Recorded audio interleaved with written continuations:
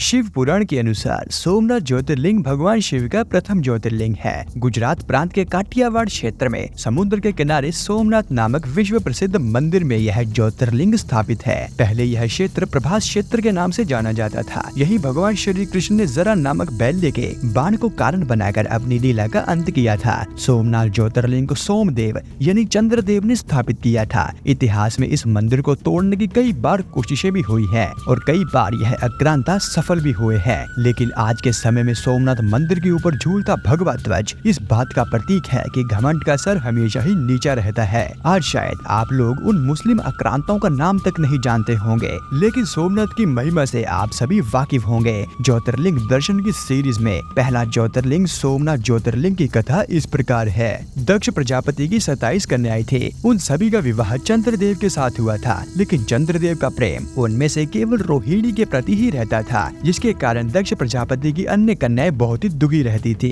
उन्होंने अपनी यह व्यथा अपने पिता दक्ष प्रजापति को सुनाई। दक्ष प्रजापति ने इसके लिए चंद्रदेव को अनेक प्रकार से समझाया, लेकिन रोहिणी के अलावा चंद्रदेव के हृदय पर इसका कोई भी प्रभाव ही नहीं पड़ा। अंततः दक्ष ने गुस्से में आकर चंद्रदेव को क्षयग्रस्त होने का श्राप दे दिया। इस श्राप के कारण चंद्रदेव तत्काल क्षयग्रस्त हो गए। चंद्रदेव के क्षयग्रस्त होने के साथ ही पृथ्वी पर उनका सारा कार्य ही रुक गया। चारों ओर त्राही त्राही मच गई। चंद्रमा भी बेहद दुखी और चिंतित थे।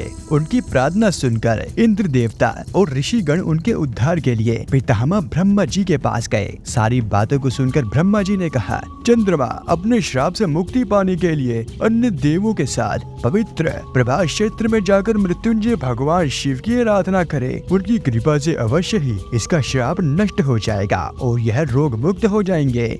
कथा अनुसार चंद्रदेव ने मृत्युंजय भगवान की आराधना का सारा कार्य पूरा किया। उन्होंने घोर तपस्या करते हुए 10 करोड़ बार मृत्युंजय मंत्र का जाप किया। इससे प्रसन्न होकर मृत्युंजय भगवान शिव ने उन्हें अमृतत्व का वरदान प्राप्त किया। उन्होंने कहा, चंद्रदेव तुम शोक न करो, मेरे वर से तुम्हारा श्राप खत्म हो जाएगा। साथ ही साथ प्रजापति दक्ष के वचनों की भी रक्षा हो जाएगी। कृष्ण पक्ष में प्रतिदिन तुम्हारी एक एक कला क्षीण होती जाएगी, किंतु पुनः शुक्ल पक्ष में उसी क्रम से तुम्हारी एक एक कला बढ़ जाएगी। इस प्रकार प्रत्येक पूर्णिमा को तुम्हें पूर्ण चंद्रत्व प्राप्त होता रहेगा। चंद्रमा को मिलने वाले इस वरदान से सारे ही लोगों के प्राणी प्रसन्न हो उठे। श्राप से मुक्त होकर चंद्रदेव ने अन्य देवताओं के साथ मिलकर मृत्युंजय भगवान शिव से प्रार्थना की कि आप माता पार्वती जी के साथ सदा के लिए प्राणियों के उद्धार के लिए यही इसी स्थान पर निवास करें। भगवान शिव ने उनकी इसी प्रार्थना को स्वीकार करते हुए ज्योतिर्लिंग के रूप में माता पार्वती जी के साथ सोमनाथ ज्योतिर्लिंग के रूप में वास किया।